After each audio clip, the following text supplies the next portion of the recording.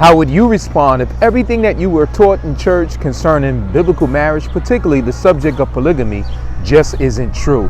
To learn more of what I'm talking about, coming up right after the break.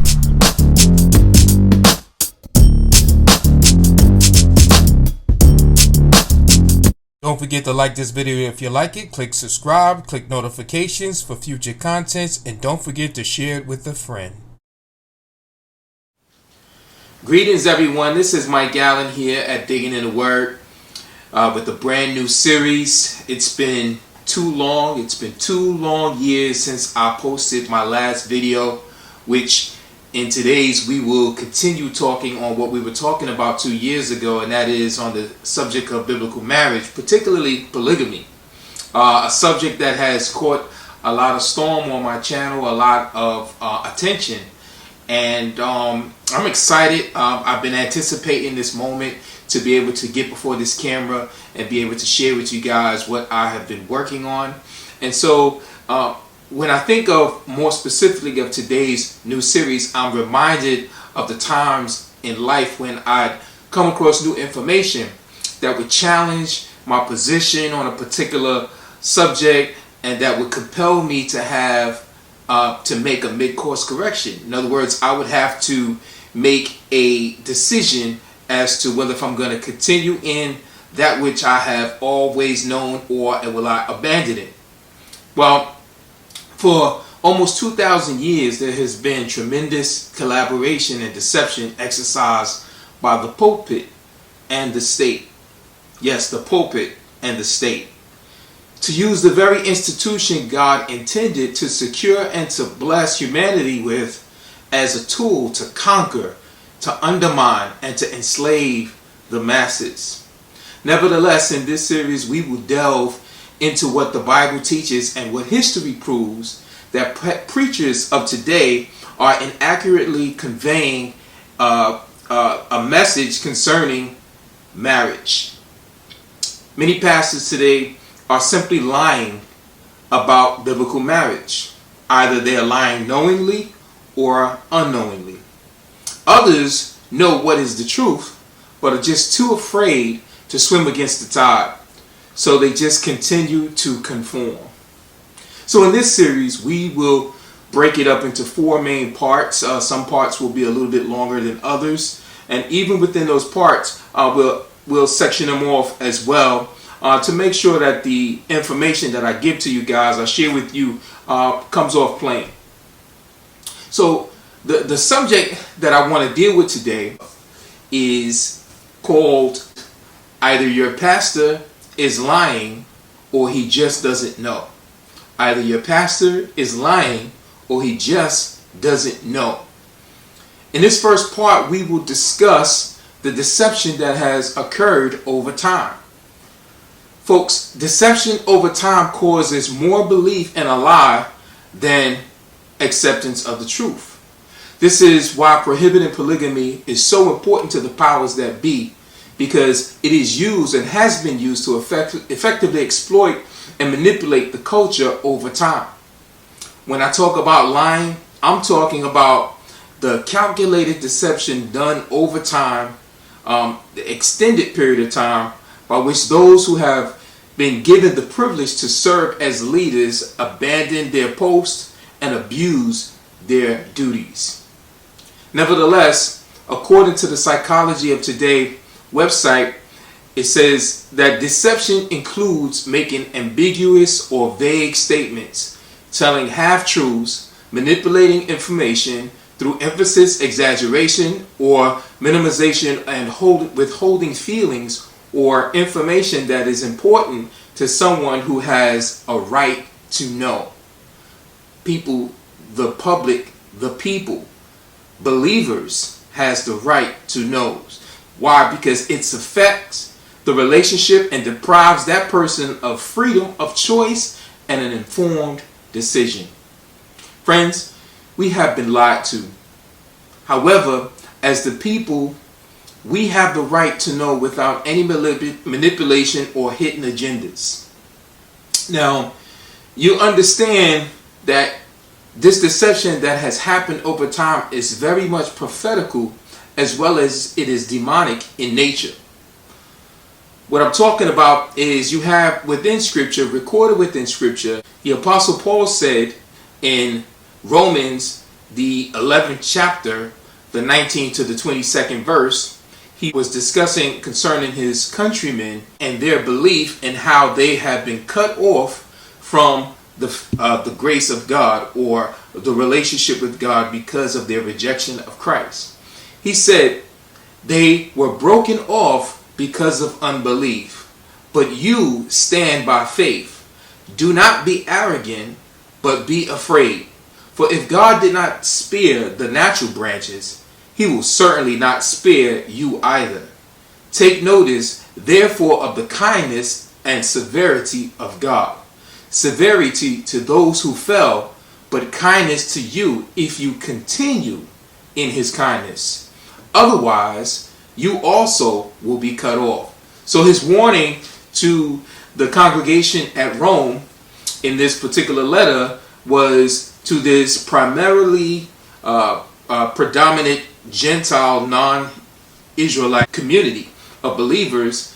And he was warning these Gentile believers of becoming arrogant. He wanted them to recognize that as the Jews were cut off from this relationship with God because of their rejection of Christ, he said that they, the Gentiles, were grafted in, and that they should not or ought not to become arrogant, or else they too would be cut off. Listeners, what has happened in the passage of time is just very that. In the Church of Jesus Christ, as it grew, since Paul's letter to the saints here at Rome, it has become predominantly Gentile in population. Gentile believers that in turn ushered in more and more of cultural practices that do not originate with God. As the church grew and it became less Israelite oriented, less Hebrew oriented, the more and more these Gentile cultures brought in their cultural norms and practices.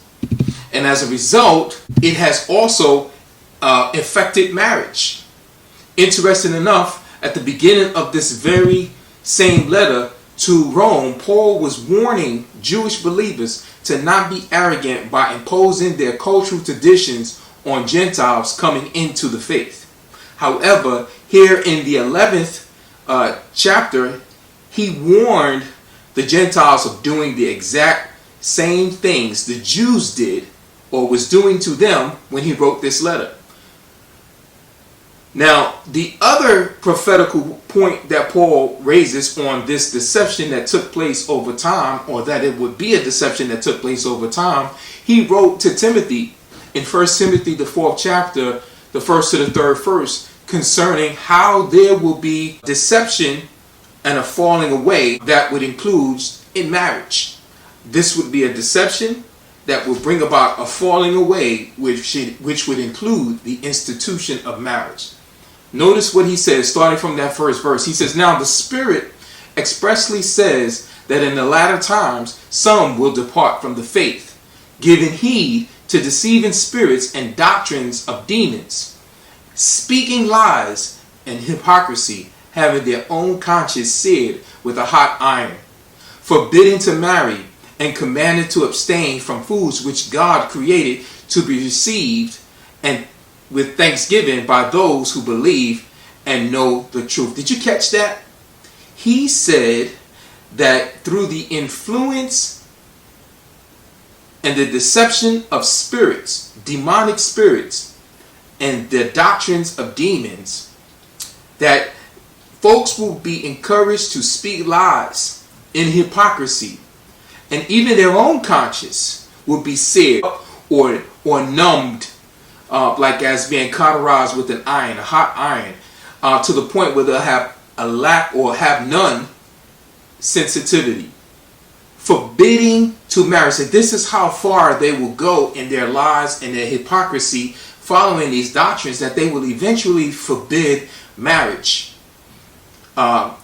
These are all the truths that God has instituted for us to live by, but these individuals, these leaders, would be influencing the people through doctrines that come and originate from evil spirits and demons upon the people. Did you catch that? He said the Spirit of God said over time there will be demonic doctrines of demonic deception that will cause many to even fall away from what is truth. That very deception would even entail prohibiting marriage. And what kind of marital prohibitions have we seen since then? Well, over the years since Paul wrote this letter, there has been all kinds of marital prohibitions.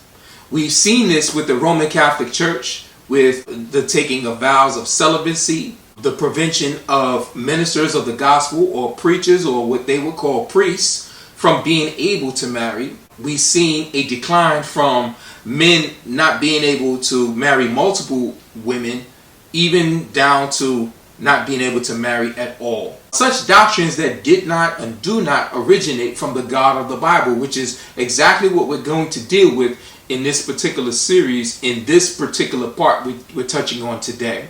There has been church polity that prevents first priests from marrying by taking a vow of poverty in order to preach the gospel. Then the Catholic Church began mandating marriages that they could not be legitimate without being first approved by church standards or by the posting of public bans within the church, or even having a wedding ceremonial, marriages that had to be solemnized by a priest. Before then, there has never been a need, whether in Israel or even within the church per se, that individuals had to go through great extremes to be approved by the institution of the Roman Catholic Church. By the 15th century, we see that racism, as it was being sanctioned, eventually prevented the marrying or the intermarrying, the amalgamation of blacks and whites. And so what we see is that there has been prohibition after prohibition from one degree to another ever since Paul gave this prophecy in Romans the 11th chapter. However, the biggest form of marital prevention of them all has been the prevention against polygamy. Created and imposed this standard of what they call prescriptive monogamy or forced monogamy, where it is not only church mandated, it has become state mandated, not allowing men to have multiple wives. Now, I know most people don't often see polygamy as a form of marriage prevention, but folks, I beg to differ. A prevention it is. In fact, the law that we have here in the United States is called bigamy or bigamy laws, which it is a violation of marrying just one-to-one person. So once a person files for more than one marriage license per se, then they have committed the act of bigamy, which is deemed unlawful here in the United States. And so to prevent this form of marriage, these bigamy laws have been instituted, thereby creating a prohibition of marriage in multiple forms.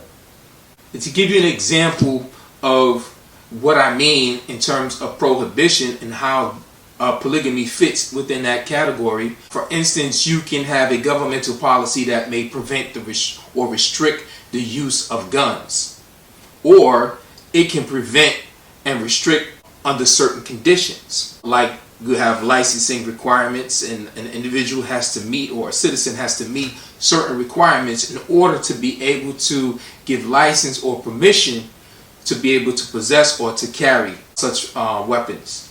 And so there's even background check, there's fees, there's all different types of measures that will be put in place or that are in place to either slow down or prevent the access of guns within the society. Therefore, restrictions and preventions can come in many different forms as a means of control, and so preventing a man from marrying any one particular woman or amount of women, or whether if he or she is of a differing race or not, is a form of marital prohibition or marital control. Now, as I said, This idea of prohibiting a man from having multiple wives did not originate from Scripture. And hence, it did not originate from God. However, well, it looks like we're going to have to stop right there. Hopefully, so far, you've been able to see that history just doesn't add up to what the church has been teaching for almost 2,000 years on this subject of biblical polygamy. Hopefully, you can see that there has been a deception over time. But I'd like to know, what are your thoughts? I'd like you to comment, chime in, and share what's your take. Do you see that there has been a deception over time? What has your pastor taught you concerning the subject of biblical marriage, particularly polygamy? Do you agree that there is a prohibition that has been put in place that prohibits the practice of biblical polygamy that does not originate with Scripture? So tune in next time when we're going to continue with this. Either your pastor is lying or he just doesn't know. If you like this episode, you like this content, do like it, do subscribe, and hit the notification bell and share it with another. Until next time, keep digging in the Word. God bless. Take care.